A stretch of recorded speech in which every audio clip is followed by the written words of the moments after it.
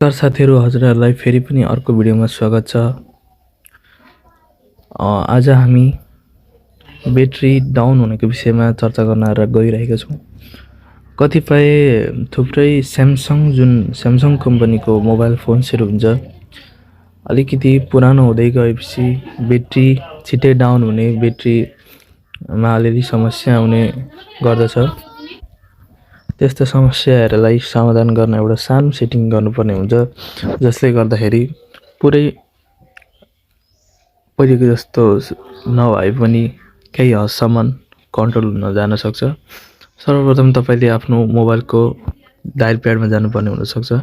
त्यस पछाडि *#0228# यो गरिसकेपछि तपाईँले अगाडि ब्याट्री स्ट्याटसहरू देखाउनेछ अनि मुनिपट्टि तपाईँलाई यहाँ तल क्विक स्टार्ट भनेर एउटा बटन दिएको हुन्छ। त्यो बटन थिचिसकेपछि हजुरलाई यस्तो इन्टरफेस आउँछ। त्यसपछि तपाईँले ओके गर्नु होला। ओके गरिसकेपछि तपाईँको मोबाइल 3 देखि 5 सेकेन्डसम्म स्विच मतलब अफ हुन्छ अनि त्यस पछाडि फेरि अन भइसकेपछि तपाईँको यो ब्याट्री ब्याकअप सक्सेसफुल हुन्छ। त्यस पछाडि तपाईँले आफ्नो ब्याट्रीलाई फुल चार्ज गरेर अनि चलाउनु होला।